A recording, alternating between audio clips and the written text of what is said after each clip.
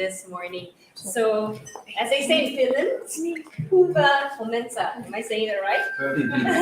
Good morning. Good morning to His Excellency Ambassador Mr. Sami Leino, the Deputy Ambassador Ms. Arni Stolle, Councillor Ms. Anna Korpi, and all diplomatic staff from Finland, Professor Lassi Lipponen, co-founder of HEI Schools, and the team from HEI Schools, Ms. Stella Lau, Managing Director of SEGi University and Colleges, and her esteemed colleagues on the board, distinguished guests, and also members of the media. Thank you for coming on time, in fact early this morning. I hope you had your coffee and some pastries. And Mr. Ambassador, thank you so much for your hospitality, opening up your residence. So in particular, I would like to warmly welcome and thank Ambassador Leino for opening up his residence to us this morning. Thank you for your hospitality. And Mr. Ambassador, if you may, please share with us a few wise words as you officiate this event. Let's give him a warm applause.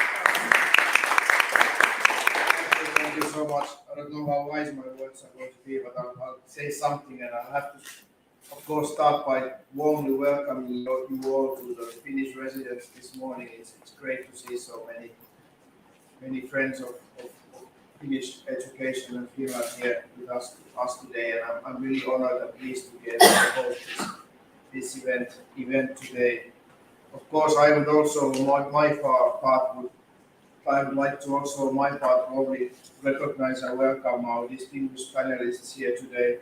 Professor Lassi Lipponen from the University of Helsinki and the co-founder of HEI Schools, Managing Director Stella Lau from SEGi University and College, and of course Education Councillor Anna Korpi, who's visiting us from the Embassy of Finland in Singapore. I'm convinced that we will have a very engaging and informative event ahead of us today with these excellent presenters and speakers. Dear participants, education success is something that Finland is quite well known for here in Malaysia. I've noticed this several times during my 2.5 years here in Malaysia. And education is of course something we are very proud of in Finland, and education is a key value for us in many ways. Education is also a key area of cooperation between Finland and Malaysia. Next year, we have the honor or pleasure of celebrating the 50th anniversary of diplomatic relations between Finland and Malaysia. This is a very significant milestone, and I'm pleased to say that education will be one of the focus areas. Just yesterday, we visited the Ministry of Higher Education together with Ms. Korpi, and today we are going to Ministry of Education. So I could say at this point that exciting new things and initiatives are being planned between Finland and Malaysia. I'm really happy to note that the cooperation in education between Finland and Malaysia is constantly deepening and taking new forms, be it between governments or universities or education institutions or other stakeholders. We have achieved a lot, but I think that there's still a lot more we can do, a lot of untapped potential. I'm also really pleased to see many Finnish innovative education companies active here in Malaysia. I think HEI Schools is an excellent example of this. HEI Schools, which is co-owned by the University of Helsinki, is focusing on early years in education. As many of you know, early childhood education is a strong global trend and one of the fastest growing fields of education globally. HEI Schools started its operations in Malaysia in 2019, and in about 2.5 years, the HEI Digital Concept Toolkit has been enrolled by about 20 schools here in Malaysia, and over 150 teachers are in the diploma program in Malaysia today. Hopefully, we will also soon have the HEI Schools flagship learning centers active here in Malaysia. Ladies and gentlemen, I do not want to take too much of time away from our distinguished panelists or the discussion today. I want to encourage you to be as active as possible, participate in discussion, ask questions or comment, and With these words, I want to wish you all a very, very pleasant and informative event today, and thanks for joining us. Thank you. Thank you. Thank you for your wise words this morning. And now let's give a warm welcome to our host this morning, which is Ms. Inkiri Aimunen, Partner and Director of Sales Marketing at HEI Schools, and Mr. HEI Varsha, who is in charge of the partnerships, and he's the manager for HEI Schools. Both of them arrived on Saturday, and in good old-fashioned Malaysia, selamat datang to Malaysia. May I have the pleasure of now inviting you, Ms. Inkiri, to say a few words. Thank you, Melissa. On behalf of HEI Schools, warmly welcome to this Finland education event. It is such a pleasure to see all of you here. We are so excited. We want to extend our special thanks to Ambassador Neilo and his staff and Business Finland for making this event into reality. We also want to thank our special partner, SEGi University and Colleges, and Mrs. Lau and all the SEGi staff here being our partners and helping us greatly. So thank you very much for that. And we hope that you enjoy the panel discussion. Please ask as many questions as possible. That's according to the Finnish principles, active participation. There are no stupid questions. So that's really according to the Finnish principles. And then after the panel discussion, of course, Professor Lasse, Heikki, myself will be here to answer any questions. So without further ado, welcome. Let's get the event started. Thank you, Ms. Inkiri.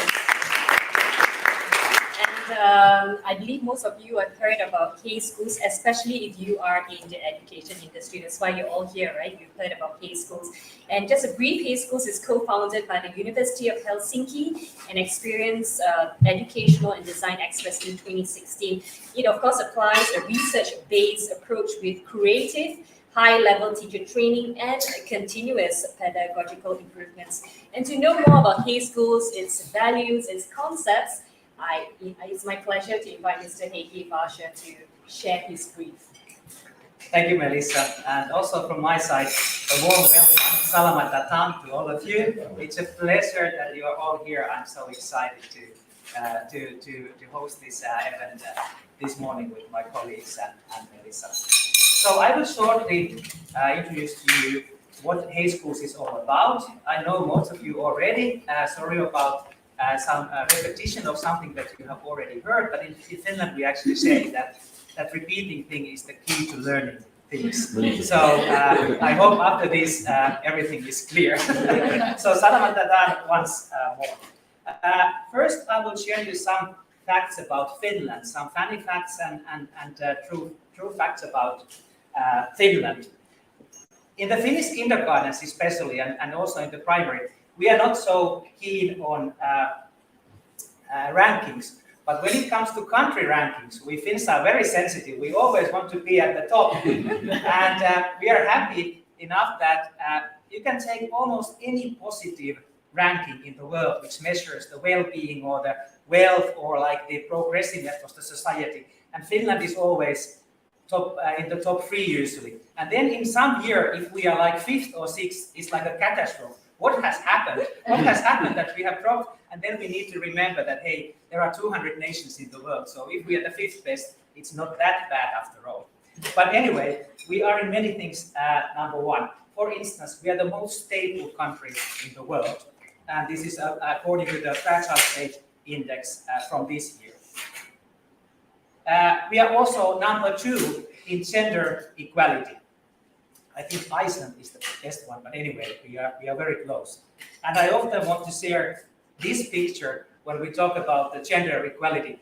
Finland, in fact, was the first country in the world that gave the women the equal right to vote and to be voted. And this happened 115 years ago, in 1906. And there you can see the result. This is the Finnish government since 2019. It's run by women, all female panel. The 5 parties that are in our coalition government are all run by ladies. And our prime minister is 38-year-old mother. Yeah. So This is what we call progressiveness in the society.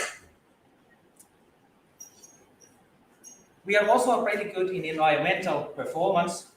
This is the Environmental Performance Index from 2022, so third best country in the world.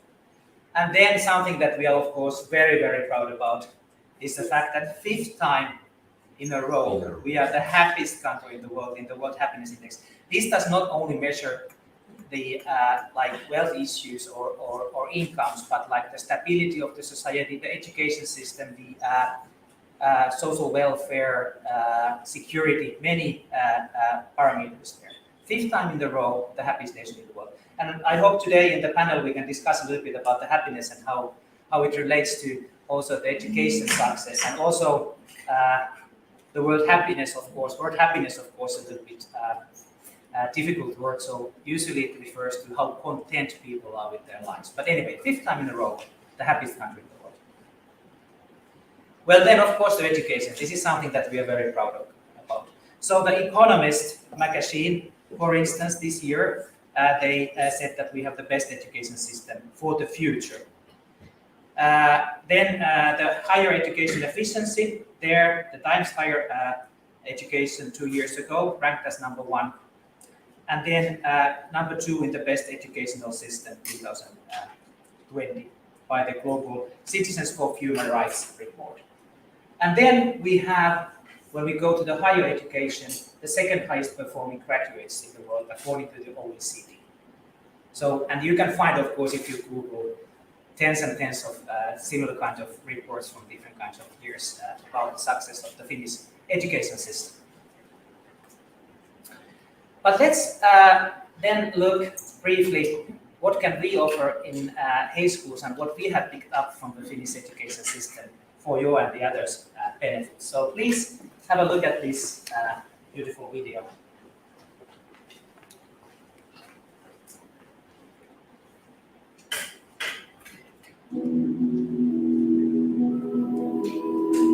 You have probably seen the articles and news about excellence of the Finnish education system. But what makes this particular model the best? It all starts with the Finns' understanding on how important early childhood years are. Childhood is when all of the core developmental changes take place. The most up-to-date brain research suggests that human learning does not only take place in the brain. What children do plays a role in how they learn. Yet we often think that sitting children down for long periods to study academic subjects will give them a head start. The Finns, however, have decades of scientific proof to the contrary. The Finnish educational system is successful because it recognizes the importance of good teachers throughout a child's school career, and especially during the early years. The model combines emotional intelligence with academic competence and actively encourages the participation of the children themselves. This means that Finnish kids learn through inquiry and play. HEI Schools was founded in partnership with the University of Helsinki. Our aim is to offer the Finnish model to the world. We want to make first-class early childhood education available to as many children as possible. How do we do it? We design a scalable, easy-to-implement school concept that offers the curriculum, teacher training model, a design concept for the learning environment, as well as carefully selected learning materials. Our mission is to bring up children who are not only capable of adapting to the changing world, but changing the world themselves.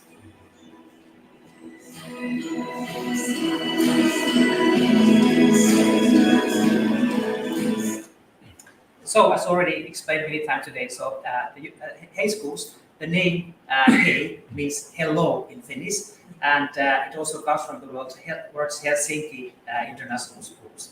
And we were founded as told 2015 by the university, together with the University of Helsinki. We want to bring the best parts of the Finnish education to the world. What it means in practice is that we take everything that we do is based on the national Finnish curriculum for early childhood education and care. And then, of course, all the support from the University of Helsinki on the latest updates on that. How we teach is truly the Finnish model. What the children learn in each adaptive kindergarten preschool always needs to be adopted and localized into that national and concept of the preschool. And that's how you then eventually come to the Finnish model. So we have these three concepts that many of you are already aware of. We have the digital concepts, the HEI Schools Teacher Toolkit, which is a digitally delivered curriculum for any existing or new preschool or kindergarten who wants to start adopting the Finnish curriculum. Then we have the Teacher Diploma, which is a digital diploma program for teachers or educators who want to learn more about the Finnish progressive model.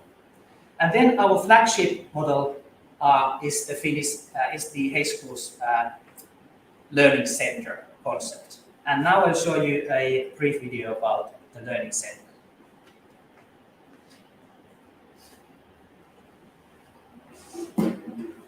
Have you ever wondered why Finland does so well in educational rankings? We know exactly why. Hi, I'm Tina from HEI Schools. In cooperation with the University of Helsinki, we have taken the best parts of the Finnish educational model and created a turnkey preschool and kindergarten concept, the HEI Schools Learning Center. Carefully designed learning environment and materials enable teachers to take their expertise to the next level.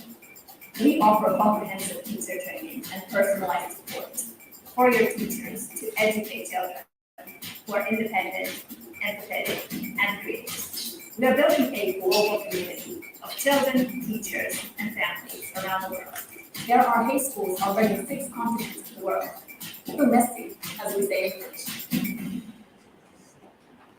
So what we have done in recent years, our first center was opened in Palto 2017, the HEI Schools Learning Center. And how does the world look today? As Ambassador already referred, so we have around 20 centers open on the 6 continents of the world, and around the same amount being built or the project has started around the globe as well. And our digital concept, the HEI Schools Teacher Toolkit, we have in around 30 countries of the world in more than 70 schools at the moment. And we of course want to have more spots on the map. So how are we doing in Malaysia?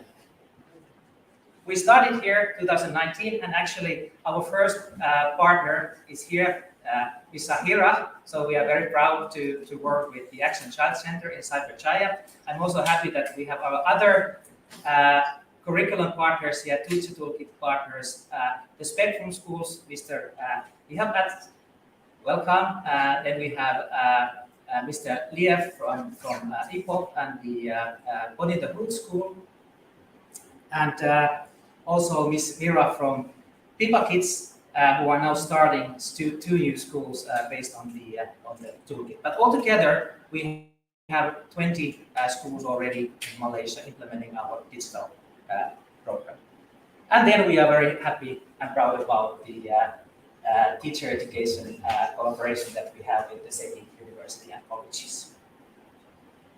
And of course, we also would like to have, and we are sure that very soon, there will be learning centers here, the full license concept here in Malaysia. So we are looking for experienced, dedicated, ambitious operators to operate the HEI Schools Learning Centers together with us.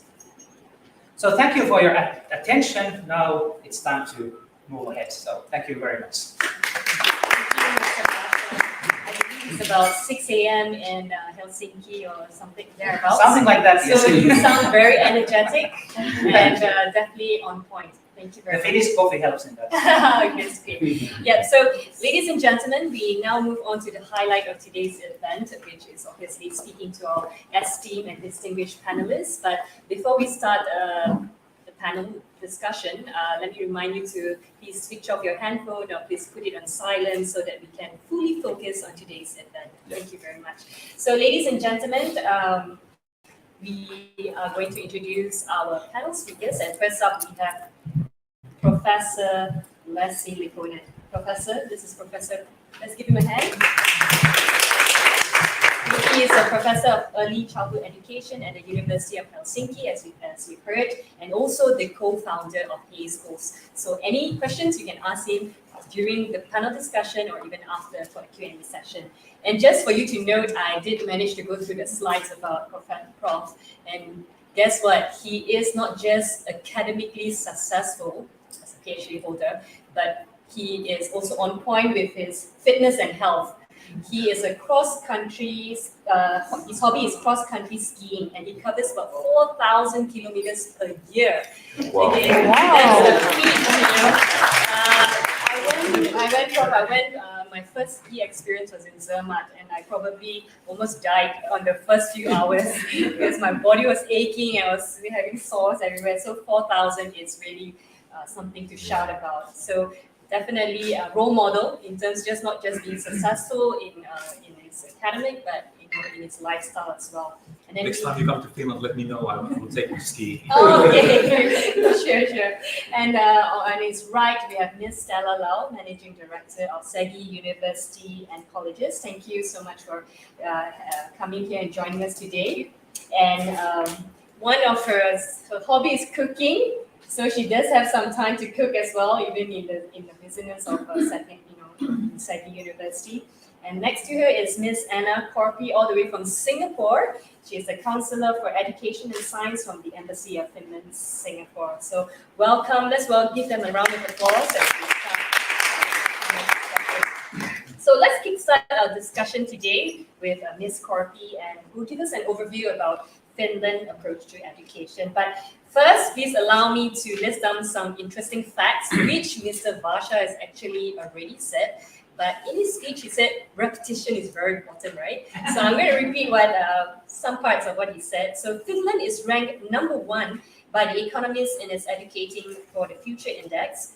The Organization for Economic Cooperation and Development, OECD, says Finland is number 2 in the world for the highest performing graduates. And Finland is the 8th most educated country in the world, and Finland is number 2 in countries for the best educational systems as presented by the 2020 Global Citizens Human Rights Report. So in whichever reports we follow, right, there is also this thing that struck me, which says Finland is number 1 on the World Happiness Index 2022 for the 5th consecutive year. How many of you want to be happy and also really on top of your game in whatever field that you are in, right? We all want to be successful, right? Yes. Every way, right? Yeah, so Ms. Korpi, Finland has been one of the top ranks nation for education for many years, regardless of which index or report we follow, right? Interestingly, it's also one of the happiest countries in the world. These two are usually mutually exclusive. You know, some countries like Singapore, I lived in Singapore for 7 years before coming back to Malaysia in December. My son has studied his primary school years. It's quite stressful. So coming from Singapore, you should know. But your students live in a high pressure and highly stressed environment. So why is Finland so successful in having a balance in their life, so to speak? Well, first of all, thank you so much for having me, panel, and it's really a pleasure being here in Kuala Lumpur today. I, like the ambassador said, I work as a counselor for education and science, and have a regional role to work with education cooperation between Finland and Southeast Asia. And I've been obviously stuck in Singapore for 2 years now with the COVID, so happy to be here now. On this question of the Finnish secrets, I think we've always said that we really don't have any secrets, and I think in this discussion today we will cover many different topics.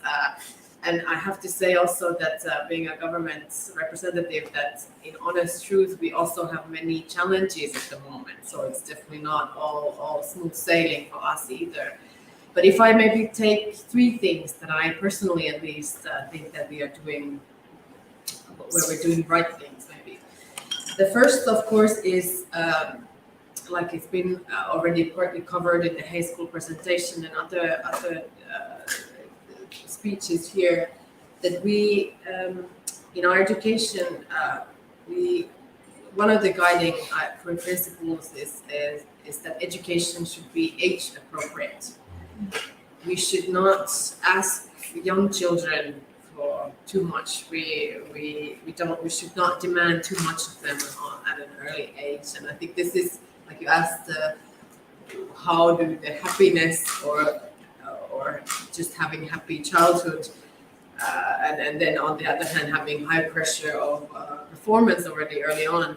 This is for sure something where we do things right in Finland. We don't demand too much of our children too early, and actually we believe that there's really a precious time, like it was already mentioned in the video here, there's a precious time to develop actually many of the core competencies that we actually need then later on in life, how we perform well in later on in our education or in our careers, because isn't this actually the purpose of education? It's not really the test results, it's not really what we finally do in school, it's what kind of skills do we have, what kind of people we become, and then what do we do with the competencies we have. So I think it's we really focus a lot of time and effort in the early years and primary school, especially at building those foundations, making sure that our children can communicate, work with others, can maybe talk about their feelings, social and emotional skills, and all of that. And on the other hand, also that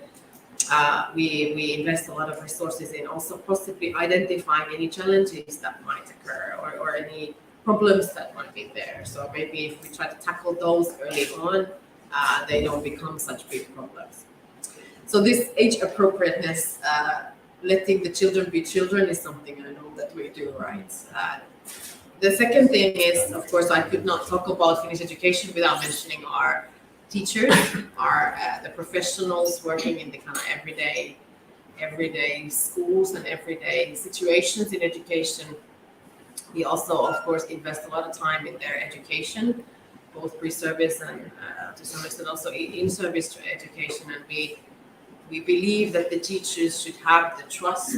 The teachers should have our trust and the autonomy to be those professionals that we ask them to be. If we make them into some kind of robots that just sort of repeat what somebody at the Ministry of Education says, then they are somehow crippled into being not professionals themselves, but just the kind of parts of the machine. I think this is where we need to have those kind of everyday pedagogical innovations happening in the classroom level. Often I know in some other systems, they have much more fancy words for the pedagogical methods or the tools that they have come up with, but in Finnish education, I think that there are like sort of everyday small innovations happening in the classroom level, and that's where they should be happening. The teachers should have the capability, the competence, and the skills and the freedom to do that. Then finally, which is a very big topic, and we could discuss this a long time, I know, but I could not also talk about the Finnish education without mentioning assessment. And of course, like HEI already said, we don't pay that much about the attention on the school rankings or the standardized test results. We really think of assessment as sort of a tool to see how we going into the right direction. We don't place that much focus on comparing children against each other. We maybe think about it more as thinking of have they progressed, how are they better today, or have they, learned something compared to yesterday. So the question I often ask in these discussions is that what's the purpose of assessment? We should know that we are doing the right things, but not to cripple the children. I think these days in this world, which is already with all the pandemics, the wars and uncertainties and the crisis, we should more and more focus on well-being of children. And I think this is also a thing that we should remember, that we should make sure, especially in the early years, that we kind of set them for success. We don't bring about a system that gives them negative experiences about their learning or school. That they would keep on having a very, very positive attitude towards school, the learning, no matter where that happens. So, I think assessment we could talk about a long time, but let's continue with the discussion. Thank you, Ms. Anna. I'm sure most of you as educators, you could resonate with what she has mentioned earlier. Thank you so much. And how about you, Prof? How do you view the correlation between academic success and happiness, and how do we find that balance, Prof? First of all, we actually know that high stress and being in a high stress environment actually impairs learning. And in general, human learns best when there's a balance between the challenge and the felt skills and competencies. And anxiety usually rises when challenges cannot be met with those skills that the one actually has. And this goes with the children as well.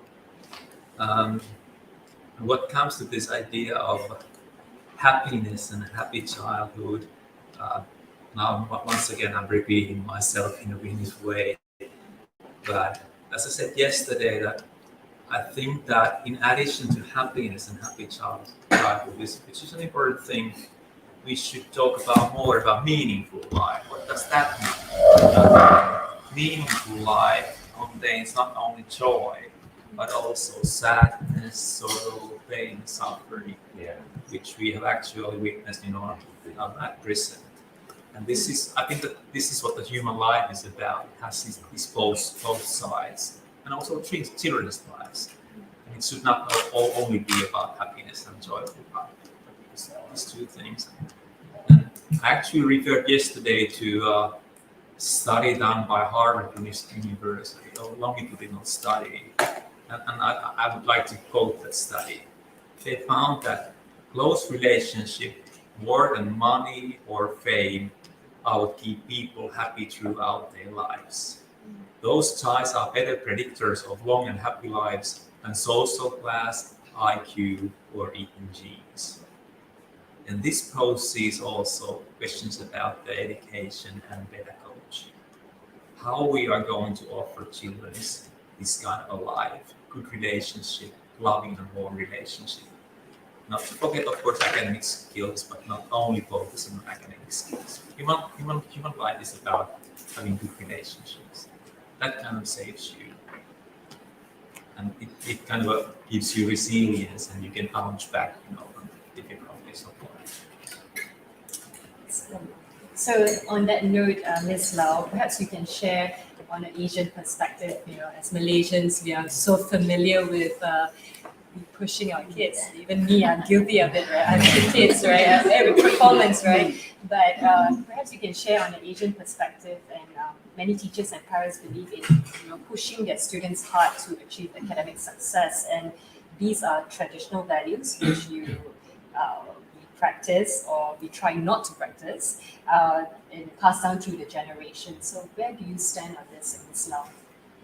All right. I think much has been said in comparison of the different parenting or the education styles of Asian parents vis-a-vis Western parents. I think in the most comparison made against these two groups, and we have seen even videos or memes made out of it, mostly poking fun at the stark differences between these two styles. And we see things like an Asian parent would admonish a child because they only got an A, not an A plus. But a Western parent would say, well done, you didn't fail. So these are such differences. I recently read a research paper published by one of our lecturers in SEGi, and it showcases the 4 different parenting styles. So if you will just indulge me a little bit, the 4 styles and various studies are also consistent in that the authoritarian, the authoritative style, the permissive style, and the indulgence differs by way of the rigidity, the involvement of a parent into a child's education and life. And then it draws the conclusion that for Asian parents, there is a linear relationship between the authoritative style, which is the second in that rank, to academic success, where we do play an active, participative role. We want to know, we want to set expectations, but we don't necessarily be very strict and not very rigid, not punishing. And I suppose that was in my own experience. I have children between the age of 20 to 27. In my experience, that works really well. And I'm glad to see they're quite successful, but I don't believe in such control, but to set expectations and let them know what success looks like. Okay, right.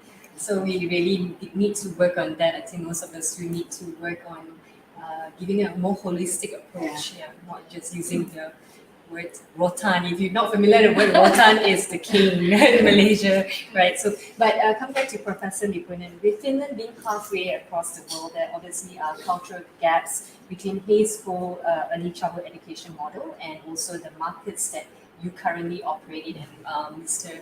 Basha has shown us how many places that you are in. Yet HEI School has, you have presence in 6 continents, namely Asia, Africa, North America, South America, Europe, and Australia. So how is your model adaptable to various markets with such diverse cultures? Before going to that question, I want to go back to my previous turn, and that's something I always forget something, but that's forgettable for professors. Well, this nurturing is kind of. Dear panelists, can you speak a little bit louder, if possible? So that All right, that's okay. A little bit louder. Thank you very much. All Sorry right. about that. Going back to my previous turn, I would like to act at something about nurturing this kind of relationships that are on the background of a happy, healthy life.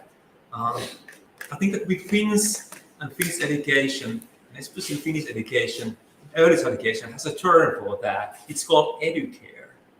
It's the combination of teaching, learning, and caring. So that's the way of nurturing this kind of relationship that they were actually referring to in the study done by Harvard.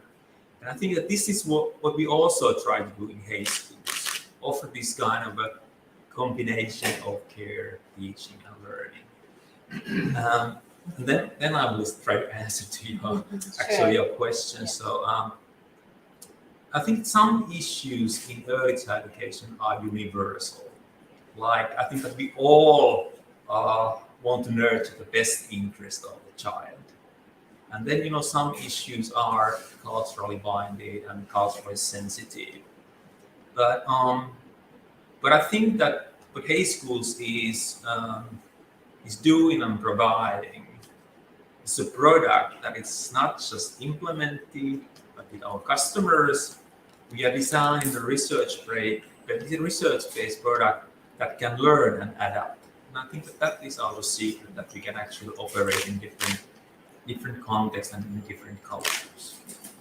We learn and we adapt, as do our product. Interesting answers. So, and Professor, could you elaborate more about the HEI Schools pedagogy? How is your model different from other types of early education?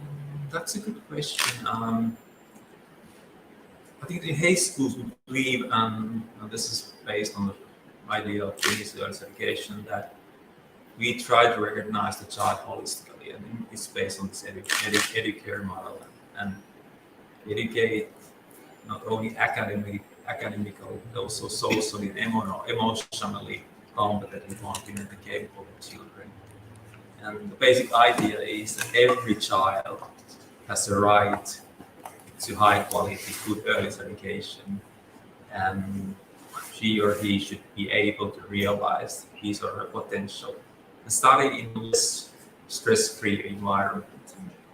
That brings joy and equips them with skills for the future, but not only for the future, but also to be able to operate in everyday life, not here and now. So what we offer is kind of a child-focused approach aligned with their learning and developmental needs. And this is, as said before many times, and I think this is one of our secrets, is that what we do is always based on research. So it's a research-based model. And this is, we are able to do this, because we have a close link with University of Helsinki and and especially closely with teacher training at the University of Helsinki. And as Heikki said in his beginning presentation, it's inspired by the Finnish national early education curriculum. And then, what is big and long tradition in Finland, we rely very much on play and playful way of learning. I think that's the basic elements of the high school pedagogy and inquiry and exploration as well. So based on your business model, you have several concepts, right? The HEI Schools Toolkit, the HEI Schools Diploma Program, and of course the HEI Schools Learning Center. In Malaysia, Ready2 has been already established in Malaysia. Are there plans to open HEI Schools Learning Center here in Yeah, we do have plans to open HEI School Learning Centers in Malaysia, and there are already several schools, around 20 schools in Malaysia, who are implementing the Finnish curriculum approach with the toolkit. And we have, I think, something like 8 can give you a more precise number, but you have some 150 teachers in the diploma program. Yeah, that's correct. Yeah. And then, as said before, we would like to work with the Malaysian operators and customers and open learning centers here in Malaysia as well. That's our aim, of course. Any feedback from the 20 schools perhaps that has engaged in HEI Schools? Would you have any feedback? Sure, we get our feedback, and I think the feedback is always rather good. But I think the most important thing in the feedback is that it kind of gives us a sense about the customer needs, so we can always develop our product to be more advanced and better products. Is there anything new that you would like to bring to Malaysia? I mean, studying the markets here, right? So anything new that The Finnish pedagogy, I think so. The Finnish approach, the holistic approach is childhood, giving children a childhood, stress-free childhood, and a way of learning, all the competency skills that they need in a playful manner. Okay.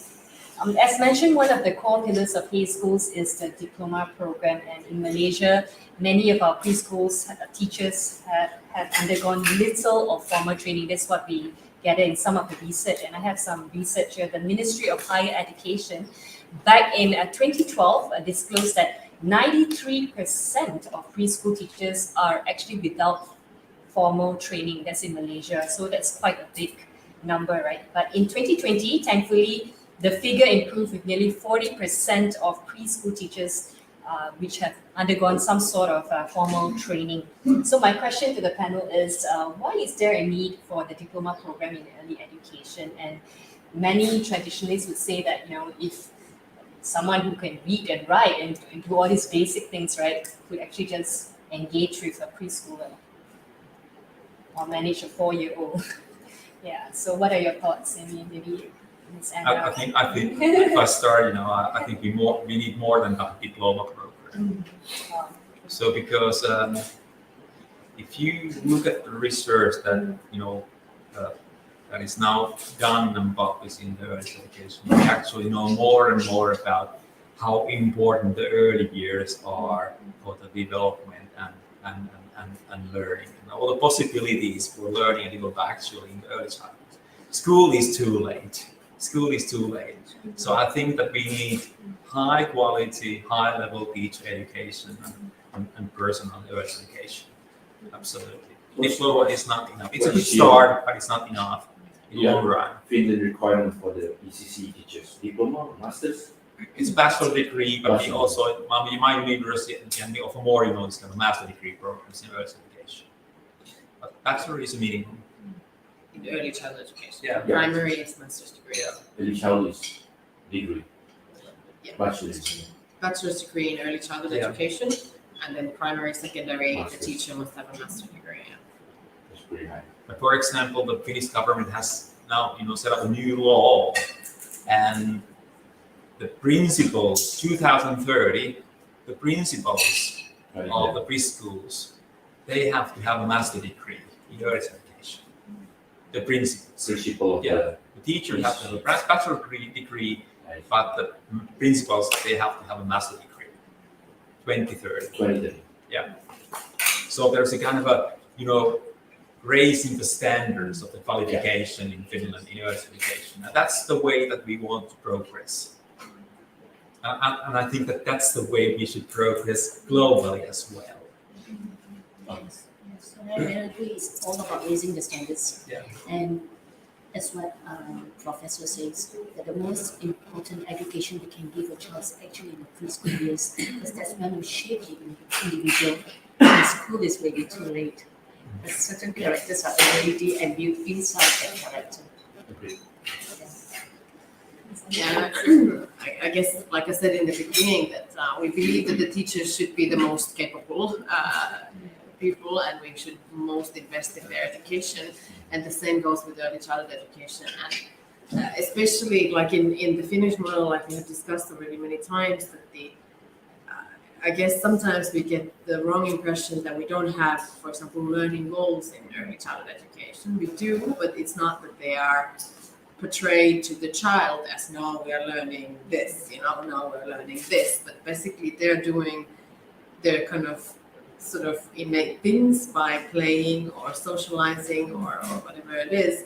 But then actually, of course, there is a curriculum behind, there are learning goals behind, but it's up to the teachers to kind of guide the children through that and be aware and especially be knowledgeable about the developmental factors of child's development, like I said earlier, being able to, for example, detect any challenges that are arising, be able to communicate to the parents that now I feel that there might be these and these challenges. And of course, for example, this is something I think that because we place so much value in importance on this in Finland, the kind of detection of challenges, the special education needs, all of this. This is something that is often overlooked in other systems, and we feel that this is very much a need. Like Professor Lasse said, it's too late in school already if these have not been taken care of.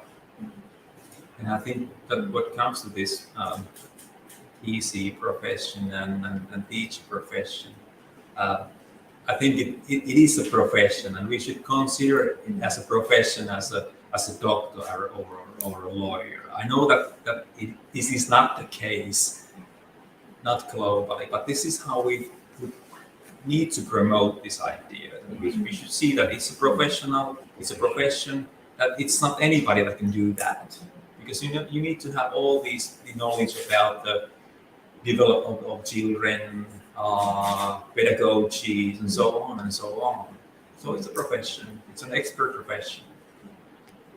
Well, Malaysia has hope we jumped to 40% increase in terms of getting the teachers being trained. So back to this question, this SEGi and HEI Schools are in partnership offering the HEI Schools diploma program. How can we actually change the mindset of future preschool teachers that it is important to take up tertiary education and especially specializing in early education?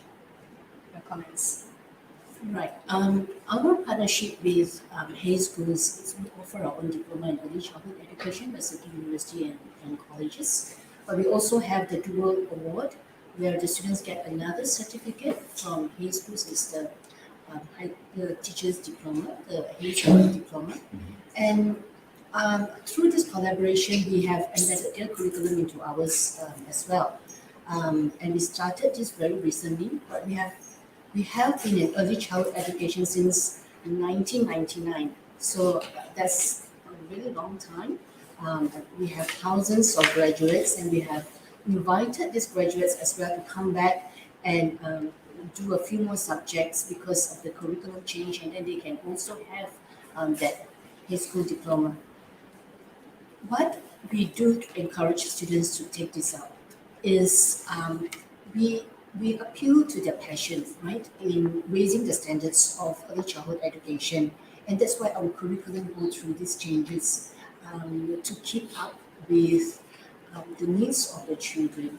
When we talk about holistic education. We talk about learning through playing. There's so many things that we need to teach the teachers how to teach better. And what you said just now is the old school I don't know whether it still exists to say that anybody can just go to a kindergarten and teach. I think it's a lot more difficult than that because and in the last 2 years, was it, when we were under COVID lockdown and a lot of parents were forced to do home teaching, and what a struggle it was, right? And then you realize that I will never take for granted any teacher, whether it is at early childhood or primary or secondary, and the demands required, the skills required, you can't just learn it from experience or from what your parents taught you. That's not going to be possible. Not if you really want to nurture the individual to be the best that they can be. So, are the teachers in your currently taking your program? Do you see changes in them? Oh, definitely. We do get a lot of feedback. A lot of our lecturers are also in the industry, so they also encourage the staff to come in. We have got both full-time and part-time students. I think the numbers are in thousands right now, active students. We have always been a leader in early childhood education. We have been since, I think, the formation of the early childhood, the ECCE Council in Malaysia. I think that was 2011, was it, Caroline? 2011. Caroline here as well from SEGi, she's also in that ECCE Council. So we have been actively involved in policy making as well as delivering that to our students. So any of your teachers, any educators here who have teachers, send them to SEGi to undertake this early Yes, please education. do. Yeah, so Professor Likunian, what are your values that can Malaysian teachers or undergraduates learn from the teacher diploma program which HEI Schools has established?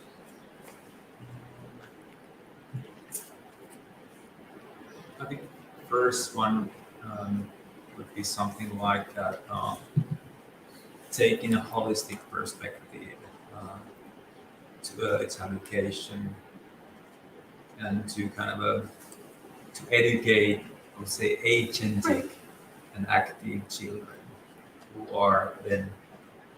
will then become active citizens. And I think that this is really important, that it should be started in early years. If you want to have active citizens, you have to start it early, because you need to give the children this kind of an idea that things that I do, they matter, that there are consequences, that I can actually impact on those things that concern me. That's one thing, educating active and agentic children.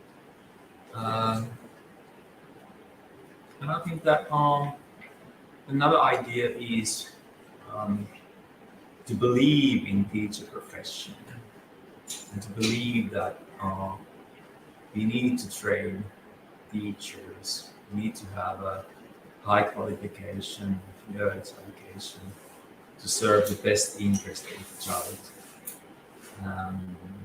The idea, we should give them the idea that what they do is valuable, recognizable, and as I said before, to think about their profession as an expert profession.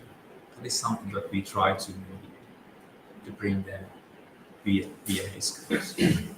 Well, you can see that COVID-19 has resulted in 2 years of loss, right, in early education, especially here in Malaysia. I'm a mother, and what Ms. Lau has said, surrender. I had to teach my child, work from home, and it was a big feat to do that. But there are many preschools and kindergartens in Malaysia that are being established throughout the decades, and HEI Schools actually, their prominent presence was during the pandemic. How do you have, as a relatively new brand, what is your secret to your competition in establishing HEI Schools, especially during the 2 years it just mushroomed Malaysia? I think I've answered this question before, about these values and giving a product that is a little bit more than that. Could you repeat the question, because it's a little bit complicated? As a relatively new brand, what is your secret to competition? Because there are many preschools around Malaysia. Yeah, I think that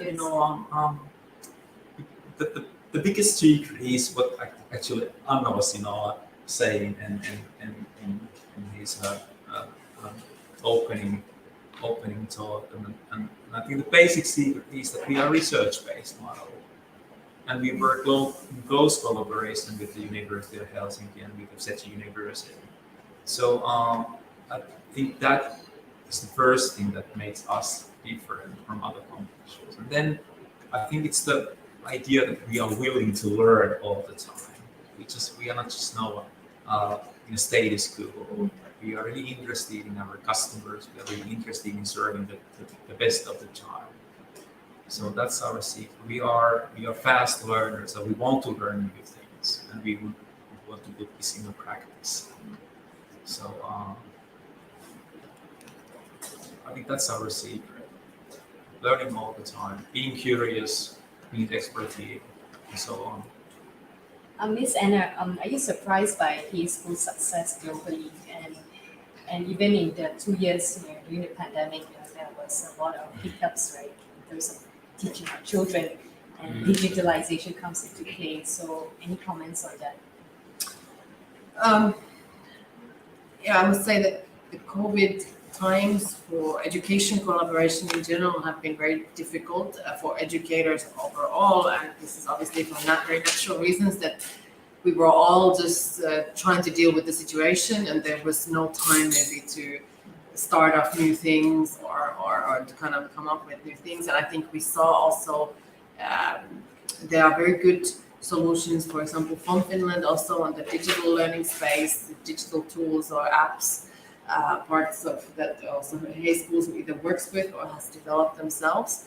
But I think the challenge was during COVID that the teachers in many schools in this situation were so overwhelmed with the whole situation that to kind of try to introduce new tools to them was too much to ask, actually. And also, I think what we've been discussing that for example, the Finnish education was quite well positioned to kind of take on the school lockdowns and the challenge, because we already think of education not as sort of teacher teaching the others, but many different ways of facilitating learning.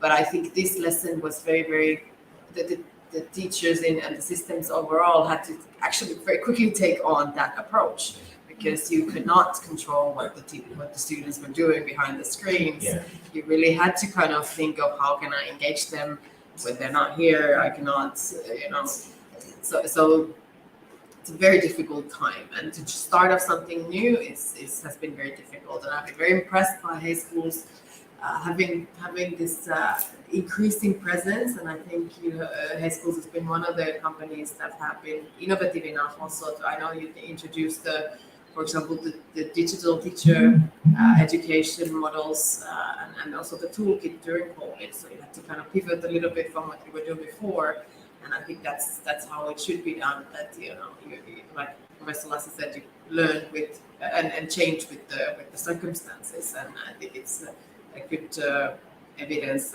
of the capability also in the company. And I have been quite impressed with HEI Schools also in terms of that, like we have discussed here many times. Sometimes when people hear of Finnish education, especially here in Asia, they think that it's too difficult, it's too different from what is the circumstance here. And I think HEI Schools has done a good job in terms of trying to kind of take the parts of Finnish education and then make them into concepps and tools that are more easily adaptable also in this context. So I've been quite impressed with that. And I also very much appreciate that they are so tightly linked to the research and to the development and the education development that already happens in Finland. Because as you know well, Finnish education is very largely public, and the education development happens in the public schools, in the public education bureaus, in the public universities. And HEI Schools is a good concept where you can kind of work with the public education, even though, of course, here it is a company and it's a different setup here. But I think it's a good combination of the different things, and I've been happy to support them in Southeast Asia. And hopefully we will see more learning centers and collaborations here in the region. Well, according to one report, the early childhood education market is worth 248 billion US dollar. That's a huge amount. And one study indicates that the global value of early education will continue to rise to 520 billion US dollar by 2028. So we are in 2022 now, and 2028 just around the corner, at a growth of 15%. So Ms. Korpi, do you foresee the education model will become one of Finland's top exports in the coming years? Because you guys are talking about it's really hitting off the roof, right, in terms of selling education elsewhere outside of Finland. I think there was a time when the PISA successes came and people were thinking that now education is going to be the next Nokia for Finland. And many of us were saying that education development takes such a long time, and it's not like selling off mobile phones to people like this. This is really the children's future and the children's childhood and how long time spans that we're talking about here. So I actually hope that we never go for that kind of business. But I of course hope that we have more and more collaborations, and we, in the things that we do think that we're doing the right things, that we can bring that expertise to the different countries and to different education systems and work together, like Professor Lasse said, work together with the educators here and elsewhere to kind of make that expertise work somewhere else as well, and also for us ourselves to learn from these collaborations, because like I said, we do have our own share of own challenges at the moment, and we can really learn from others' experiences dealing with different crises and different challenges, and so I think it's very much a two-way street. Finally, I think that whether it's a business or whether it's what, then I think in Finland as educators and working in the field, we really mostly want that children have as good of education all over the world as possible. And I sometimes think that there's all the kind of knowledge of what kind of education should be, but somehow it doesn't always reach the children and their realities and their daily life. So we hope that through different mechanisms, sometimes it's pure cooperation, sometimes it's these concepts and business and others, that we can really work together to develop education for the better. I think that's what we would like to see for Finland. Thank you, Ms. Anna. And on that note, Kitos, and thank you to our panel for sharing their thoughts. Thank you for taking your time today with us. And we shall now open questions. Any questions, anyone? May I ask Ms. Stella, as far as the diploma program is concerned, do the students also go through internship? Yes, they do. Actual schools and so on? They do. And I think they go through a few times throughout their duration. So it's not like after their diploma program, they go through a 3-month or a 6-month internship? I think there were two components of it. So one is in the middle and one is towards the end. Okay. So you had a question? Sorry, the reason I'm saying this is me being a clinical psychologist, I work with the brain. We are now dealing with 21st century children who are virtually surrounded by gadgetry. Mm-hmm. Everything is either a handphone or a laptop and so on and so forth.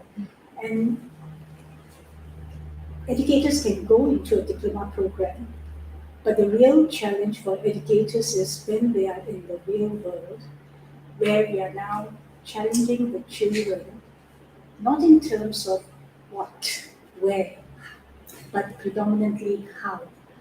Children are predominantly hands-on, minds-on learners. They are not sit, look, listen learners. So we've gone beyond that traditional concept of learning. So adapting to the child, challenging the child, stimulating the child is relative to also assessments of the educators themselves. How empathetic are they? How open? And the educare model of being caring towards the child. So I actually do subscribe to HEI in the sense that there is a lot more interactive kind of learning both ways. Teachers are also learning from the child, and the child is also learning from the environment. So I think that's very important. Thank you. So we have a question here. Thank you for having me, Mr. Samo, His Excellency, and HEI School. My name is Alvin. I'm from Big Kids Education Group. I am very happy that HEI School has the visions to export the best education system to this part of Asia. But I think, in my opinion, one of the success factors in Malaysia is to educate the parents. Why Finnish education system is better than, let's say, Montessori model in early years. So I'm not sure the fellow panelists will be able to give some lights of this, so that I also hope that in the next 10 to 20 years we would be able to see Finnish education system in the country and can actually raise the standard of early years education. Thank you. Would you like to start? Ladies first. So the question was about how to educate the parents. Was that question? Yes, and as compared to your more well-known model like Montessori. Yeah, because in Malaysia, I think they have several models, and I think some parents are lean towards certain type of models because of the outcomes, right? Yeah. So yeah. I must say I don't have an answer to that particularly. I think it's always a challenge, and it has been at the years that we've been active in the global stage on education. It's always been a comparison between our model, some other models, especially if we go into the school level. Many people are kind of very interested in the Finnish model, but then they still go for maybe the British curriculum or the American curriculum because that's more known, that's more safe. I think in educating parents, I think this is a very critical point, like you said. And the challenge in this is that the kind of to see the outcomes, the real outcomes of education takes such a long time, and none of us can promise you that by next quarter, by next term, this and this is going to happen. And we kind of, the thing that I always tell parents is that you need to have faith. You need to trust the system. If you believe in the foundations, like Professor Lasse was saying, that what do we want of education? And those things like building character, building values, bringing these kind of future-ready skills, being resilient. You will only see whether the child is resilient or not probably in 25 years when they are in the working life. So unfortunately, those things you will not ever see in test results. So that's why we think that in Finland we don't really care about that much of the test results. It's, let's say, for example, myself, I really don't envy my daughter's kindergarten teacher in Singapore when some other parents out there are kind of asking why the 4 or 5-year-olds are not reading novels yet. And then I am there, like whenever Aurora is not 100% fully happy to go there in the morning, then I appear at the gate. It's like, have we gone overboard with the academics now? Or and then she's having to balance these two kind of expectations. So it's really, it's a tricky thing, I know, and the kind of the culture, the parents' own experiences are a big thing. Like you said, this is a tradition in Asia, and if you don't know other systems, it's very difficult for you to kind of believe in something else. So unfortunately, I don't have an answer. Maybe Lasse, you have I have a simple advice for you, and it's actually what Anna said just before. This is based on. It's based on trust. But trust is something that you don't start with. Actually, trust is the end product of a collaboration and hard work. Trust has to be put into practice, and then it's actually achieved. Trust is trust between parents and centers and teachers are actually achievement of hard work. And as Anna said, it doesn't happen like this. Like you have to give it time. And I think that's the way of, in many cases, parents are really conservative.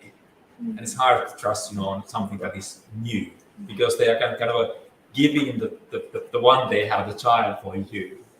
But I think that it takes time, as Anna said. Right. Maybe building Hay trust. School can organize a yearly conference where we invite speakers and But what we try to do in HEI Schools is that we kind of we organize events for the parents. Right. So just to tell them what we do, what does it mean that we are research based, and we give them examples and we give them experiences around the world. So building this, starting to build this trust. So yes, that definitely build trust. giving this kind of concrete ideas and issues and examples that okay, it's working. You can trust on us. You can give up on this sort of. Mr. Basha would like to add his business I- partnership. Yes, I add to this partnership with families. So it's part of our concept, of course. It's even part of the Finnish core curriculum that teachers are supposed to actively participate with the parents. But a little commercial break here, and we do arrange at HEI Schools trainings when it comes to parent collaboration and partnership between the teachers and the parents. And yes, it is in our pipeline also to organize trainings under the, let's say, title Parent Like a Finn, but you understand what that means. But we will inform you when we have something more concrete on that. But it's a very relevant topic in the Finnish early childhood education and education model in general. Can I make a short comment on that? Sure, go ahead. We usually ask that what does it actually mean that we are research-based? Give us a concrete example. So I'll give you a concrete example.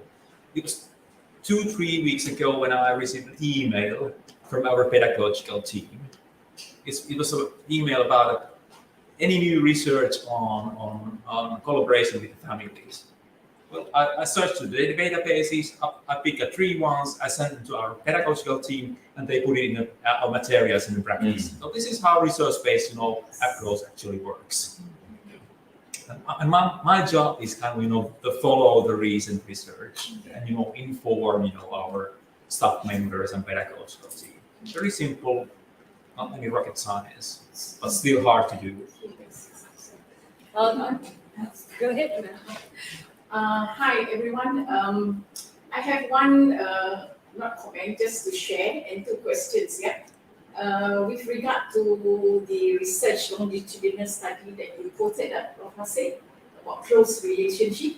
I remember I was talking to a language professor from the US, and we were talking about language, about literacy. So I asked him, how many languages do you think that a child can acquire?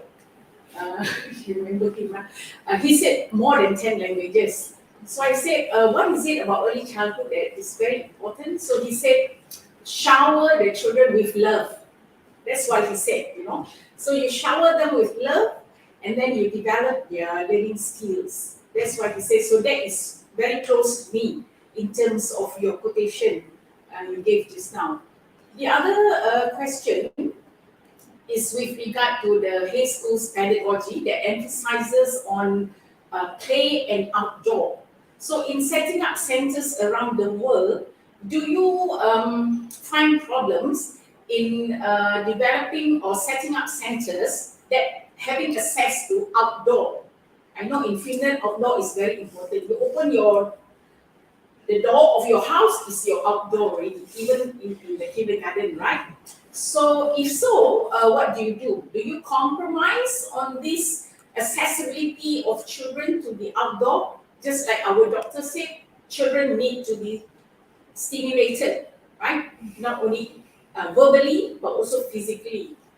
And do you compromise, or how do you overcome this problem? My other question is based on both Prof. Lasse and Anna's experience from Finland.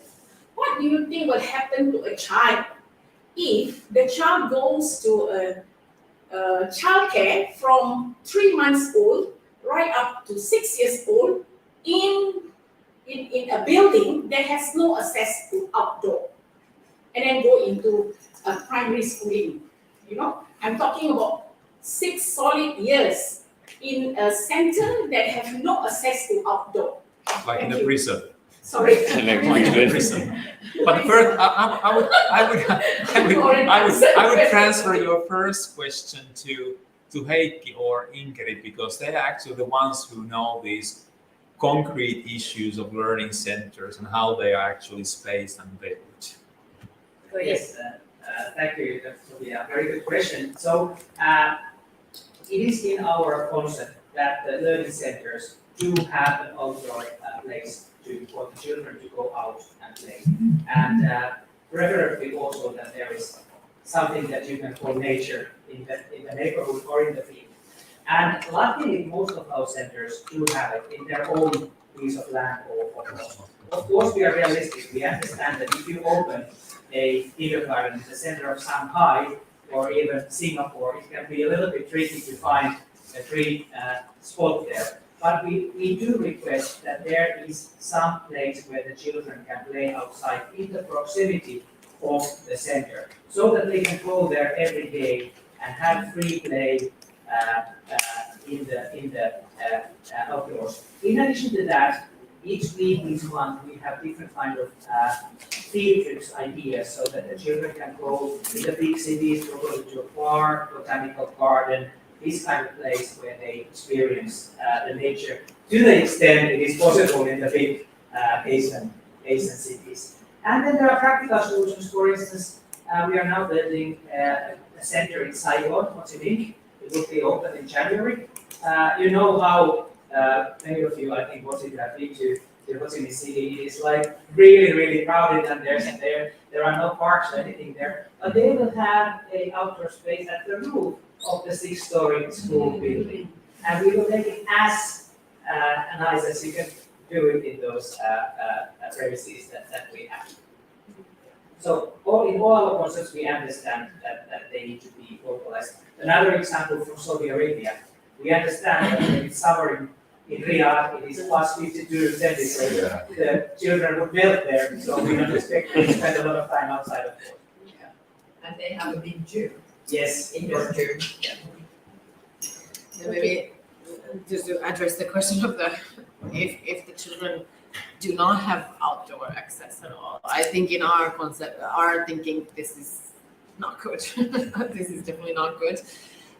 Even, for example, again, if I just think about my own daughter who's physically very active, this is also so important, and it is part of the concept in Finland, both in early childhood education and also in school, in primary school, secondary school. In the school level, we have every 45 minutes, they have recess, so that then they also go out, rain or shine, no matter if it's freezing or snowing or what's in Finland. So they go out because by research, again, we know that then after that, they concentrate better. Yeah. So when they do something, they have free play, they have some unguided, uninstructed time in between, they again can concentrate better. This is again the school-age children already. Even they need that for sure. And then especially the early childhood education level children. For example, even though in my daughter's kindergarten in Singapore, they have an outdoor area, but especially now during COVID, because they've had to stagger the groups that they're not there all together. She has had like 30 minutes of outdoor play every day, if that even. And I see immediately in her back at home, she's going crazy. She's jumping off the walls, and when she comes home, because they're sitting inside too much. Mm. And of course, inside in the classrooms, they cannot be running around like they should. Mm. So she would very much benefit of this kind of uninstructed free play time, which is also, like you saw in the video also, it's so important for them that they develop their motor skills, that we let them climb trees and climb the climbing things. I remember there's been once, or often of course, but I don't remember one principal in Finland told me that they had visitors from the US at some point in a school in Finland, and they had trees in the schoolyard, and the kids and the priestess were climbing the trees, and the American principal had been asking, like, what is this? Is a lawsuit waiting to happen here, you know? And what do you do if they fall off the tree? And then the principal had been like, well, then they learn. and of course, this is what we think that they also should be doing. So we should provide them those opportunities, and there's a much learning happening there as well, even though it's not guided. And I think Heikki quite nicely described that there are always some kind of possibilities to build, this kind of spaces for outdoor activities. And I think that we should not build centers in the places where is not any options for outdoor activities. But it's also, thinking about in an innovative way, how can we offer these kind of spaces? And I think Heikki gave nice examples that it's possible even in the big and crowded cities where the land is really expensive and so on. So, another question. Yeah. Thank you. Actually, I have two keywords really inspire me. Okay, the one is the end talk about the happiest country in the world. Really inspire me. The second keyword is a holistic child. This is my dream also. I hope we can really to provide the holistic education to our children. But we are quite struggling because all the time we know we are the Asian people.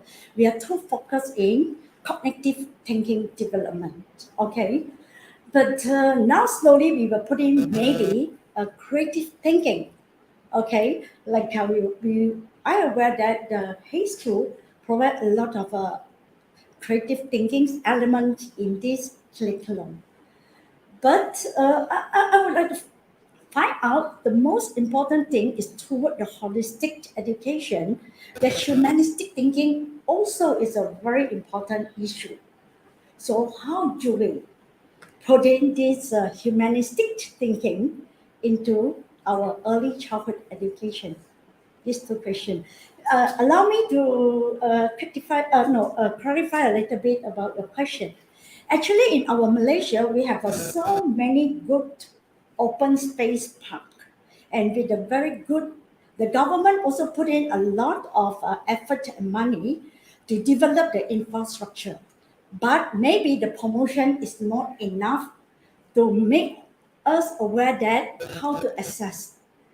Actually, we have a lot. Even though I have a school in this shopping mall center, but we're unaware that at the top of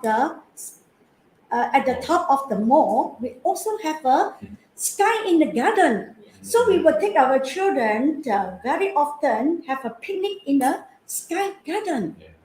Actually, we have a lot. Only maybe our government not really to promote it, and we don't have this enough information to access it. Thank you. Anyone would like to take a question? Would you like to say something? Hopefully, our Malaysia will be very soon to become a happier country in the ranking. I think Asian parents have really moved away from just placing a lot of importance on cognitive development, singularly minded on cognitive development to a really more holistic. And that's my observation as well. In you being a young parent, I think there's a lot more awareness, a lot more emphasis on developing the whole child, the whole brain, and not just merely cognitive. And I think we have moved really far and breaking away from the stereotypes of what Asian parents must demand and must ask for.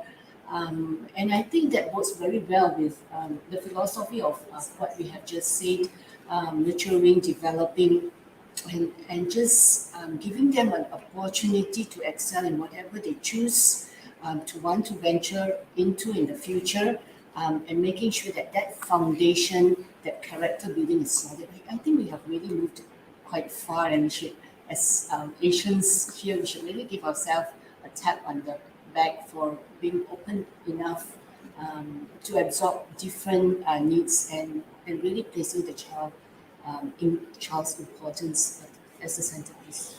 And we have this kind of bias in our thinking that we think that there's some kind of poor cognitive, thinking or cognitive activities. That's not true. Mm-hmm. Cognition, emotions are intertwined always. There's no decision without emotions. There are no problem-solving situation without emotions. Emotions are always there. But it's a long tradition in research that we kind of think that we can separate cognition from emotions. But recently, there's a lot of new research on this issue, and researchers are actually starting to agree and admit that, okay, they are always there, these both things. So you can actually, this is a way to educate the parents as well, saying that, okay, there's no such thing as a poor cognitive activity. Emotions are always involved. And I said in the beginning of the session that in a problem-solving situation, you think it's a cognitive activity, but you can at the same time be anxious, or you can get in the flow, which is an emotional experience. So both sides always. And this is part of the idea of thinking about holistic education as well. We understand that, okay, these both sides are there. And in HEI Schools, we understand this. And we can also put it in practice. Maybe you answer someone from behind us. Put up your hands. Hello, my name is Christina. I'm the education editor. I just have 3 questions. I'm going to make this short and painless. Firstly, based on research, is there a strong correlation between a successful learner and a happy learner, especially in the context of early childhood education now? My next question would be, we've talked a lot about the adaptability of the Finnish model, and I wonder if there's even any space for the tiger mom approach, which is notoriously famous in the region. My third question would be about aptitude. We've talked about training, we've talked about importing a model and adapting it to local context. Now, my question is, again, going back to what the professor was talking about, not everyone is cut out to be a teacher. If we are talking about screening people who are cut out to be doctors, should that not also be the case for educators? And if so, what kind of assessments have we got in place, or is it that anyone can actually sign up for a course to be an educator? Thank you very much. So the first question is being successful and the correlation with happiness. They'll quote you on that. Star is a newspaper. There may be a correlation between achievement, happiness, but also we also know that when people actually chasing happiness, they become unhappy. There's a lot of research on this issue, so it's both sides there, and that's why I talk about meaningful life rather than only happiness. And because I'm an academic, I usually start speculate about things that then we should kind of define what we mean by happiness. What does it actually mean? If I asked you to define happiness, I would get as many explanations as there are participants here today.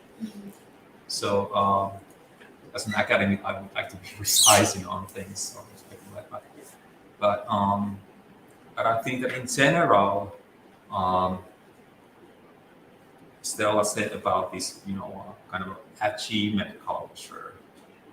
So I don't think that, and on a return, that I don't think, for example, in Finland we have, this kind of very heavy achievement culture. If you ask them, I'm not sure whether I'm answering your questions or not, but if you ask Finnish parents about their children in early childhood education, they're most worried about whether they have, friends, about relationships, because they actually understand that that's a really, really important thing for the well-being of the child, not about the achievements, but how to communicate this, for example, to Asian parents. But I also think that because changes are made by humans, they don't come from always from top down. So changes can happen also from bottom up. And that's why we are actually in early child education profession. We are in the ones who need to make the change from the bottom up. Just to introduce new ideas, new ways of doing things, affecting on parents. So I think that that's part of our job, not just to wait for that somebody else is making the change. We need to make the change. We need to be the active ones. It's not easy, but changes and transformations are never easy to do. We know that in HEI Schools because we have kind of a long way from where we started, working now in different continents and different countries. And I think one of the questions was about screening people for being the teachers. For sure, I think that they should be screened even more rigorously maybe than the doctors. That's because we all know as parents these are the people we leave our children with every day. Who should be screened? Those people should be screened for that. In Finland, we of course go all the way to the fact that we, for example, look at their crime records. We want to make sure that they don't have things that would be harmful there. But this is obviously country specific. In terms of entrance qualifications for teacher education in Finland, many of our universities have learned that, of course, academic results there tell something, but then actually there it's also kind of the mindset and an aptitude issue. Some of our universities have come to realize that actually if they just take, for example, the highest achievers in academics, they will get similarly kind of people that are like that somehow. I don't know how to say, but that they actually have started to, in the kind of personal aptitude tests and entrance examinations, they have started to pay more attention to, for example, the psychological elements. That are you kind of willing and eager to change, for example? Are you willing and interested to develop your work, which is more important if you think that you will have a 30 years career in education, you will be changing your job many times. If you're just fixated on just doing things the perfect way, maybe you're actually not the best kind of teacher. So these are many ways of looking at it, but actually that even the academic results and performance is not the most important thing. It's maybe more the kind of... Yeah. I think that what we do in Finland, this kind of screening system, is actually an entrance exam, as I would say. First on a national level, and then if you score good on national level, you have to read articles or books based on education. If you score there well or high, then you are invited to aptitude test, which can be a group situation, interview by the university staff. So this is our screening system. And as Anna said, it's not the high achievers, because anybody can actually apply for the national level test. So it's about motivation, it's about a passion if you score high in there. And then aptitude. And I think because we've been doing that so long, this kind of screening, as you said. So in the aptitude test, we can kind of evaluate that, okay, whether this person is educatable to be a teacher. He or she doesn't have to be ready, but whether we can be sure that, okay, we can train he or her to be a good teacher. That's the biggest criteria. It's kind of moldability. Yeah, absolutely. Estelle, any thoughts? Well, at SEGi, we coincidentally also offer programs to qualify them as doctors, so the MPS, and we do screen them. The screening is based on academic progress. We look at how well they have done in school, because obviously they need to be from a certain level of academic success. But we also really look at attitude and that as well. So similarly, I think if you want to do screening, definitely that's really important. But the underlying thing, and I concur with both my panels here as well, that it is the willingness to want to adapt and to learn new things, because nothing is ever fixed. And even in the medical field, nothing is ever fixed. And to learn new things as we go along, that's really important. And if that's what screening means, then yes. Actually, Yeah. Sir, you have a question? Yeah. I don't have a question. I just would like to share. My name is Rizwan. You can call me Principal Ray. I'm principal of school, but I don't have any education qualification. I mean, diploma in education. I was an engineer by profession, but currently, together with me is Puan Maira, one of our associate companies we just subscribed to the Finland syllabus. One of our centers is in Dangabe, in front of the beach, but you cannot swim at the beach because it's a green land. But you can play at the beach. So, and the other one is at Rawang. What I would like to share with you, number two, what strikes me today is, from your point, the teacher's qualification. Okay, it's not easy in Malaysia. I believe it is not easy because I have my own centers in Terengganu. I don't know if you know that place. HEI, I think you know that place is East Coast of Peninsular Malaysia. We have ranging students from 2 years old until secondary school. And we provide alternative schools, meaning there's no uniform in schools. There's playtime every 10 minutes. 15-minute class time, 10 minutes playtime. Playtime, it's not free time, playtime. They need to go outside and play. And I believe the concept that you just shared with us is what we call, for me, is an alternative concept. Some of the students get sick before the pandemic. And then I ask the teachers, bring the kids, bring the whole student to the house, visit them, buy some fruits, visit them. It's a learning process. So it's not something new in Malaysia. The only challenge in Malaysia is we only provide early childhood time frame. If we can go beyond that, primary school and secondary schools, then you can provide pathways. So I'm happy to work together with you guys for the HEI School Learning Centers for the primary and secondary, because we have done it. And now we have our first batch finished doing the IGCSE in Terengganu. Terengganu is a small state. It's a small city. Thank you very much. Anyone else? Yes, sir, go ahead. Hi, morning. My name is Jia. So I heard the first keyword from today is actually that learning is repeating. Repetitive thinking. Yeah. And second thing is about the assessment should be continuously and should have the objective. So my question is actually in UC Helsinki, did any research done on the sustainable development concept in the early childhood?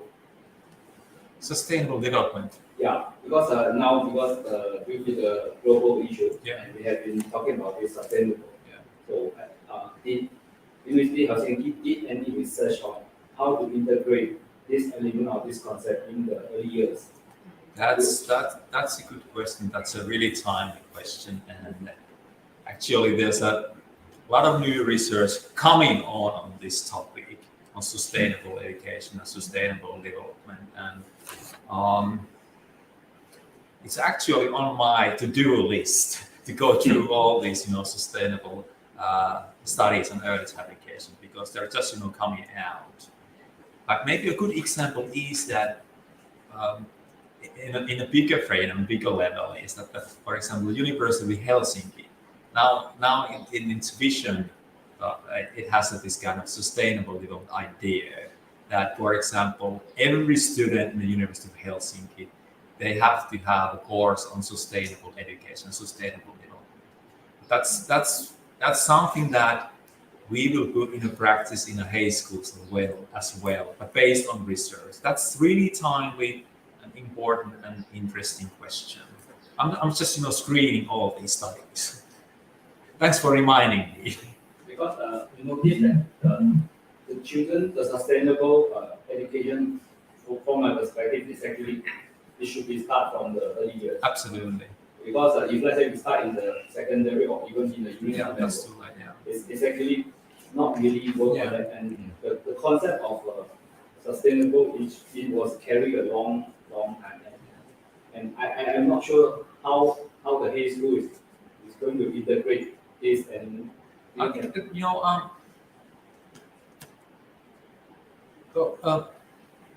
how to do sustainable education, sustainable development with small children.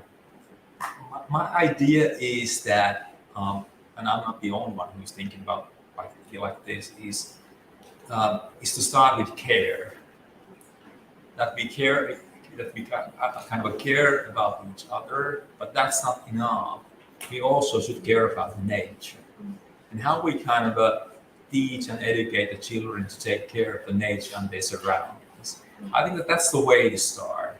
And then, this kind of emotions like empathy becomes really important. Okay, I feel that I'm part of this, community. I feel I'm part of this environment. I feel I'm part of this whole nature. So it's much more than, just, recycling things. It's about having this kind of a new mindset about that the nature is not for me to utilize, but I'm for the nature. I'm part of that. So I would start with small children. I would start with this idea of care, building this kind of relationship between nature and small children. But I think with this topic, I think it's very important that we again take the children's perspective here, like Professor said, that if we start to talk to them about sustainable development goals, which are, to me, even sometimes, like, what does this mean? Actually, what is this SG 17? What is this? So if so that we don't approach it from that we really take the lenses of the child, what is in their sort of level of the world, like Professor said, that we care like each other, but also like just very, very small things like let's not waste water. When I take a shower, I don't waste water. Why? Because the planet doesn't have enough of it, or that we don't, that often we talk about like I think in early childhood education that they have talked about recycling, that they make sure that they do recycle, because these are actions, they are concrete things that the children can do, rather than to talk about abstract concepts to them. To talk about climate change is very abstract. They will not understand what is carbon emissions or carbon neutrality. They will sure will not understand. It's about taking again the children's perspective. We often are faulty of saying that we are child-centered, but we are still approaching it from our adults. I think one very good example was this COVID period. For my daughter's kindergarten, they sent in this kind of, when the COVID happened, they sent this kind of drawn up like a cartoon style of a pamphlet that was talking about the virus, and the name of it is that virus has arrived. And they thought that it was child-centered because it was drawn up, as in, but it was so scary that there were these like monstrous viruses, like seriously chasing after the children. The children were running like this, and then my viruses, I should put it away. I was like, I'm not going to show this to her because that was so scary. It was not to talk about them as like, how can they engage in this? How can they be part of this? It was just about to scare them. Yeah, absolutely. And this is not child-centered. This is too scary for them. It was too much for them. And the same we should do with the environmental thing. We should not paralyze them, but to, of course, think about it and gradually build it into that they will become responsible adults to hopefully make the solutions that we need in energy and resources and all. But started again off with that level of where the children operate. Taking children's perspective is really, it's challenging, but it's important. Nowadays we talk a lot about that we should, give children hope.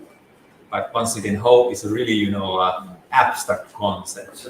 But hope is, as Anna said, hope is actually put into practice, doing small things. That kind of creates hope. And maybe I can just add a few things to this discussion. I think obviously, like in his school's curriculum, we already have these sustainable factors in the activities, and like Professor Lasse mentioned, this is really a topic to be developed.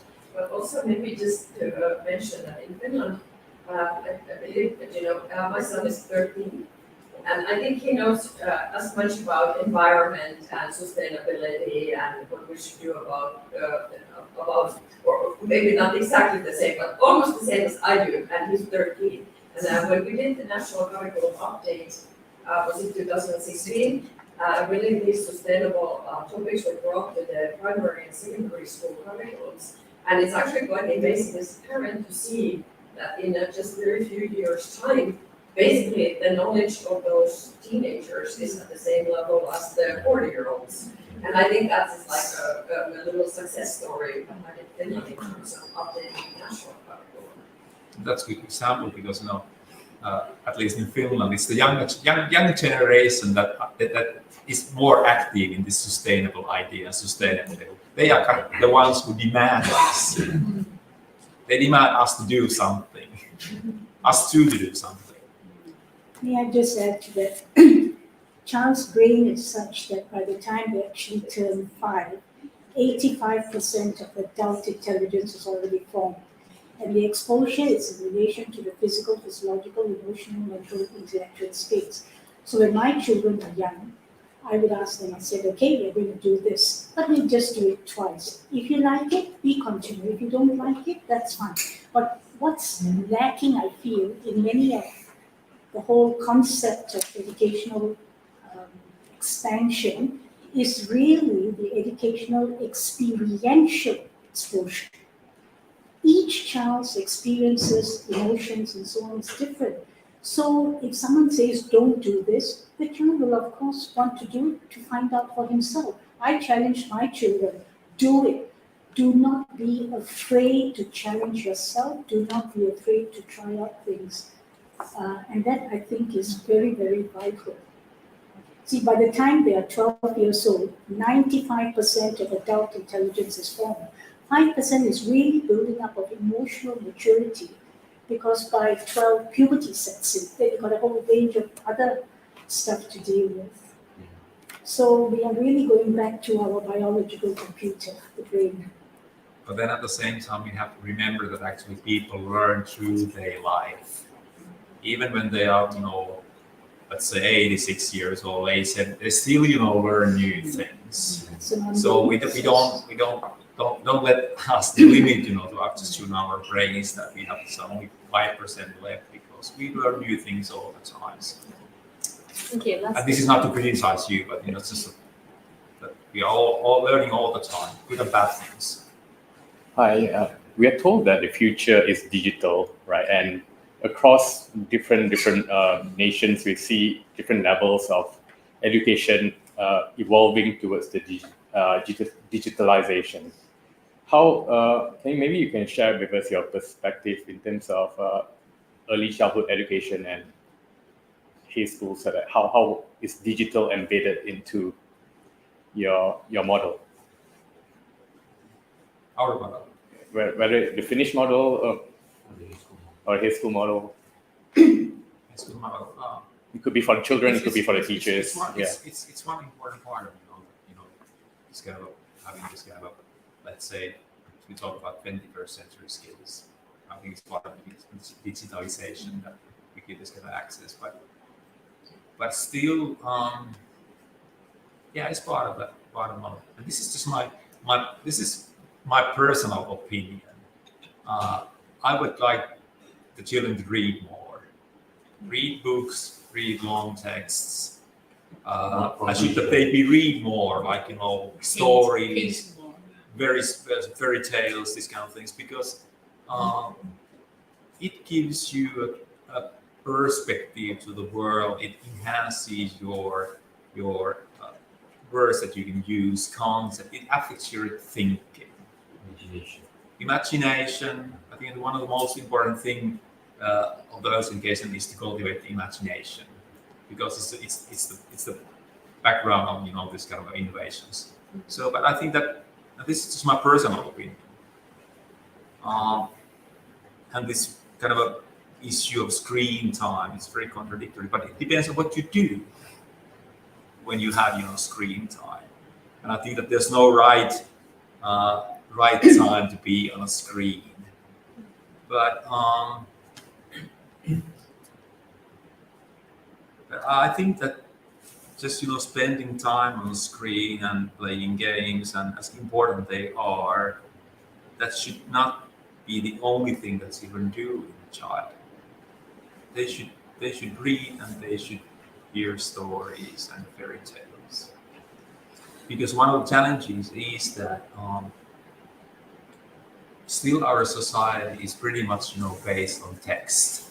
So you have to be able to read, whether it's on a screen or whether it's on a book on paper.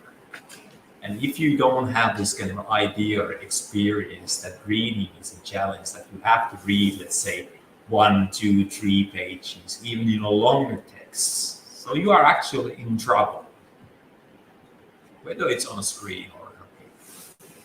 And that's why I kind of stress the idea of the importance of reading and being involved in different kinds of texts from the very beginning of your life. Yes, in Finland, because this is also my personal opinion, but I think if whoever had kindergarten age children during COVID lockdowns, you saw that how little effect that screen Zoom calls with the 3-year-olds had. I mean, it was nonsense, basically. There was maybe I don't know, there is time to maybe see the teacher so that they wouldn't forget that was the only function there was. Actually, there's no learning happening beyond that. But then, of course, with the older children, of course, there is maybe a more of a function there with the digital tools. But at least in Finland, we believe that we should demand much more of the digital tools. They should be better quality. They should be also research-based. They should be developed together with the educators, teachers, researchers. They should be really based on research results of what works there too. So that we don't just kind of replace pen and paper with the screen. So make sure that the technology we use is that the technology brings some added value there, which obviously has the capability to do that for sure, but the teachers and the educators should still be in the helm of that pedagogy too somehow. So let's not let Googles and Amazons and others take over our education systems. Maybe. Okay. That's true, and more than you just learn to use, technologies. As Anna said, it's important to understand what is actually behind the technology. How kind of, what kind of societal changes is going to make us, and what kind of changes we are going to face because, for example, artificial intelligence. Understanding these, but on the background, or if you use this in a Facebook, what does it mean in the long run? It means that Google knows what you are actually preferring, what you like, what's your motivation, better than your partner even. So understanding this kind of issues is even more important that you're able to use word processing system. And even in there's been some CNN articles about Finland introduces fake news education in early childhood education, and I guess the truth of that is that maybe we talk again like the children's level, and we maybe talk about things like why does one person lie, for example, why is your truth different than mine? So we don't actually go to the technology for that, but we talk about the phenomenon again on the children's level, like so that to be able to understand or detect somebody lying or understand why they would be doing so things like this. It can go back to the kind of dashboard of things, kind of. Okay, one last question from this podium. Yeah, I'm Hannah from the Age. I just want to ask, coming back to the question of digitalization. Can you speak a bit louder? Yeah, coming back to the question of digitalization. What I'm trying to understand is that children these days consume digitally. Yes, we would all like them to read books and all that, but this comes through digitally, right? And how is that incorporated in the HEI school system or the Finnish education system? That's the question. How are these digital tools designed in a way that they are able to absorb? I can maybe answer that. So in our HEI schools curriculum, nothing actually relies on using the digital tools. Of course, in some activities, maybe the teachers are using them for storytelling or something like that. But our curriculum is actually not at all built around using digital tools. It's really built on doing things. And I wanted to, maybe this actually comment I wanted to make just after your question, but applies to this. One of the greatest things is to see when children are practicing, for example, coding and how robotics used. So I was so delighted when I saw this with my own eyes. There were two kids. One was a robot, and one was the one creating the algorithm. And this one creating the algorithm was giving commands to the robot, and the robot had to do what the command said. And I was just thinking, like, these were very small children who were playing this kind of a game. And I was thinking to myself as I gave it to an adult, what are a clever way to start understanding what algorithms actually are? And I think that's like a perfect example that digitalization with small children doesn't mean that they need to use digital tools. Because I think in Finland we have the same problem as everywhere in the world. They use too much of them. So we all want to so I think as Finnish parents and I think as Finnish teachers also see it in a way, they need more hands-on time versus device time, because that anyway goes to them. But then of course school world is a little bit different story of like thinking of early education. It's just really the approach. Maybe just comment a little bit quickly on how does Finland develop these tools, or how have some of the best types of tools that we've had been made. Like I said, very much in cooperation with teachers. The different cities, for example, nowadays are trying to open up their schools to the tech companies and developers to try to kind of invite them in so that to the schools so that they could work together with the teachers to develop their applications and whatever solutions they are creating. I think this is the right way to do that, so that somehow you for example, let the teachers have that time to co-develop, but also let the tech companies or the companies access to the real world situations where children use them. So, but of course has to be controlled so that it doesn't interfere with all of the schoolwork. So in collaboration, co-creation, and having schools as kind of innovation platforms, I think has been some of the good models we see in Finland to develop better tools, like I said.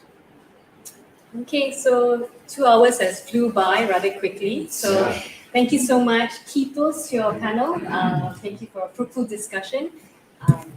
Perhaps you have anything to add, Mr. Varsha? Yes, also thank you very much from our side. Terima kasih for all of you for being here. I would like to give some presents to the panelists now, and thank you very much. And then we have some time to discuss here in this space afterwards. So when the embassy staff kindly then guides us out, then we will leave. But before you leave, make sure you all pick up this kind of small gift bag before the door. So don't leave without it. But first, let's thank our panelists once more. Yeah.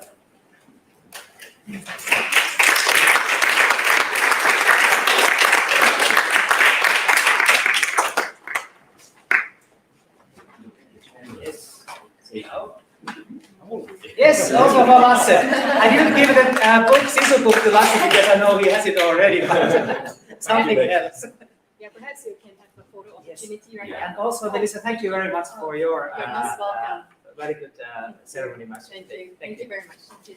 Melissa and Heikki and How about Ingrid and you? some Okay. as well? Or the embassy? Yes. Mr. Ambassador?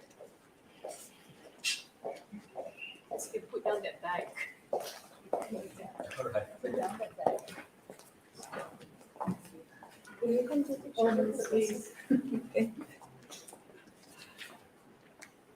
It's Lasse.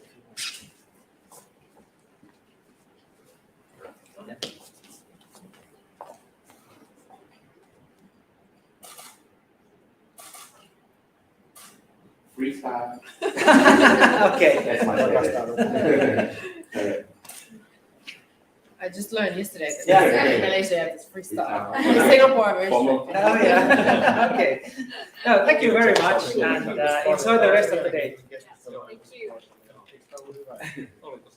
Kaikkea hyvää, vielä aina autetaan olla. Joo, niin mä huomaan. And there is still a fruit and coffee. Help yourself. Entistä toinen perheen päälle, se oikein. Oikein.